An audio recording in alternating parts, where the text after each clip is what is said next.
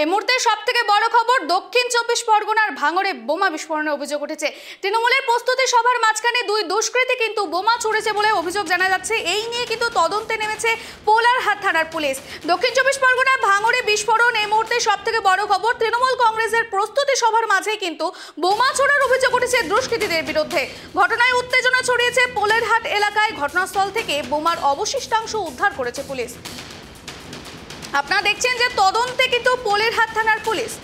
এ বিষয়ে বিস্তারিত জানবো, আমাদের সঙ্গে টেলিফোন লাইনে যুক্ত হয়েছে আমাদের প্রতিনিধি গোপাল। গোপাল, কি জানা যাচ্ছে যে কারা এই দুষ্কৃতী, কেন তারা এই বোমা বিস্ফোরণ করলো? গোপাল, দেখো, তোমাকে বলে রাখি, ভাঙড়ের জায়গায় আবার ফিরছে। কারণ বিগত দিনগুলোতে বারবার আমরা দেখেছি ভাঙড়ে বিভিন্ন সময় বোমাবাজি, খুন করা সেগুলো চলেছে। তবে গত কয়েকদিন আগেও এইরকম একটি ঘটনা ঘটেছিল। এবারে যে ঘটনাটি ঘটেছে ভাঙড়ের পোলারহাট এলাকায়, অর্থাৎ 105 নম্বর বুথে রাতের অন্ধকারে যখন বোমাবাজি করার অভিযোগ উঠেছে। কিন্তু কারা অভিযোগ করলো এ বিষয়ে তৃণমূল কিন্তু সঠিকভাবে কারোর বিরুদ্ধে কিন্তু আঙুল তুলছে না। এটা কিন্তু একটা অভিনবত্ব। কারণ এখানে তিনটি দল, আইএসএফ, তৃণমূল এবং জমি রক্ষা কমিটি, তার মধ্যে কারা মেরেছে এখনো পর্যন্ত কেউ বলতে পারছে না। তবে যখন দেখা গেছে শওকত মোল্লার ডাকে আগামী 16 তারিখ একটি কর্মী সভার আয়োজন করা হয়েছে, তার বর্ধিত সভা অনুযায়ী প্রস্তুতি সভা চলছিল, তখন কে বা কারা দুষ্কৃতীরা দুটি বোমা ছোড়ে একটি বোমা বাস্ট হয়। তবে কেউ কোনো আঘাতের চিহ্ন হয়নি। এলাকার মানুষজন বা যারা ছিল তারা ছত্রভঙ্গ হয়ে যায়। কিন্তু একটা জিনিস তুমি দেখো, প্রশ্ন কিন্তু একটা উঠছে। আমরা বিরোধীদের সঙ্গে কথা বলার চেষ্টা করেছিলাম, এই খবর করতে গিয়ে অনেকে কিন্তু খবর করতে দেয়নি, মোবাইলের ছবি ডিলিট করা হয়েছে এমন অভিযোগ উঠে এসেছে। কিন্তু কারা বোমা মারলো? বিরোধীদের অভিযোগ তৃণমূল নিজে বোমা মেরে কারোর নামে অভিযোগ করার জন্য এটা করেছে।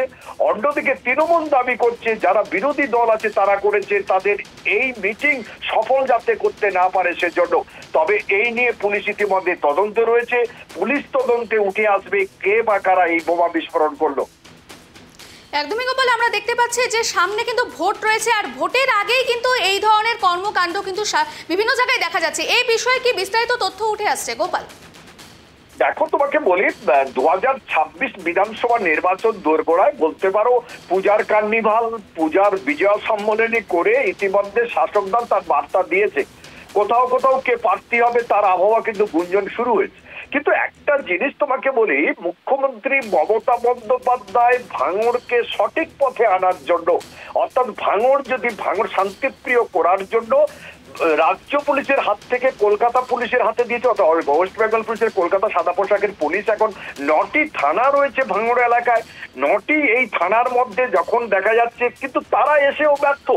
বিগত দিনে তোমাকে বলে রাখি, যেভাবে আরাবুল ইসলাম এবং শওকত মোল্লার মধ্যে গোষ্ঠীদ্বন্দ্ব হয়েছিল, সেটা কাটতে না কাটতে আইএসএফ এর সঙ্গে তৃণমূলের কিন্তু দ্বন্দ্ব প্রকাশ্যে একে অপরের বিরুদ্ধে বিভিন্ন ঘটনায় অভিযোগ তুলেছে। তবে আগামী নির্বাচনে জমি খুবই কঠিন, অর্থাৎ ভাঙড় থেকে জেতা। কারণ তৃণমূল ওখানে, তুমি ভালো করেই তুমি জেনে রেখেছো, তৃণমূল কিন্তু জিততে পারেনি গতবারে আইএসএফ এর নওশাদ সিদ্দিকী জিতেছিল বিপুল ভোটে। এবারে কিন্তু তৃণমূল তাদের হারানো মাটিটাকে পায়ে শক্ত করার জন্য এবং আসন ছিনিয়ে নেওয়ার জন্য উঠে পড়ে লাগবে। অন্যদিকে আইএসএফ কিন্তু চাইছে কংগ্রেস, সিপিএম, অন্যান্য দলের সঙ্গে একত্রিত হয়ে জোট করতে। তবে তুমি আরেকটা কথা তোমাকে স্মরণ করে দিই, ইতিমধ্যে কংগ্রেস জানিয়ে দিয়েছে তারা একলা চলার পথ অবলম্বন করছে, কারোর সঙ্গে জোট করবে না। তার মধ্যে কঠিন লড়াই এই ভাঙড়। ধন্যবাদ গোপাল।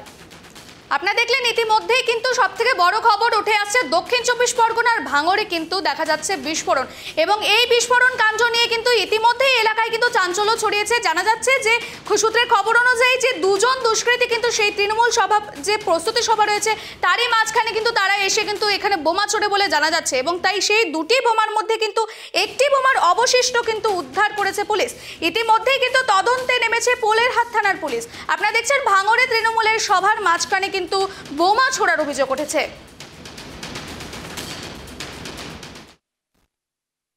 ভাঙড়ের অবজারভার সাহেব নিউ টাউন 6 লেন একটা মিটিং এর আয়োজন করেছে 16 তারিখে। সেই মিটিংয়ের প্রস্তুতি সভা আজকে এখানে করছিলাম। 105 নম্বর বুথ, পোলারহাট 2 নম্বর অঞ্চলে 105 নম্বর বুথ।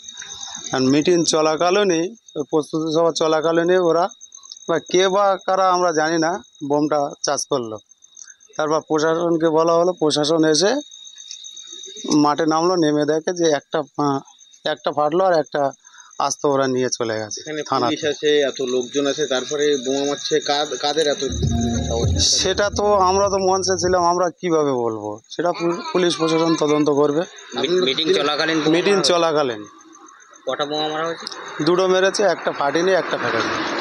কারা মেরেছে বলে মনে করছেন? অতটা বলতে পারবো না। আপনারা তো তৃণমূল কংগ্রেস করেন, হ্যাঁ, আমরা তাহলে সেক্ষেত্রে তৃণমূল কারা কংগ্রেস মারতে পারে? এখানে তো অন্য কোন এখানে 3টে দল আছে, জমি কমিটি আছে, আইএসএফ আছে, তৃণমূল আছে। এইবারে তৃণমূল বাদ দিলে 2টো দল আছে, 2টো দলের ভিতর যে সিপিএম নয়, আইএসএফ আছে, জমি কমিটি, 2টো দলের ভিতরে। জানেন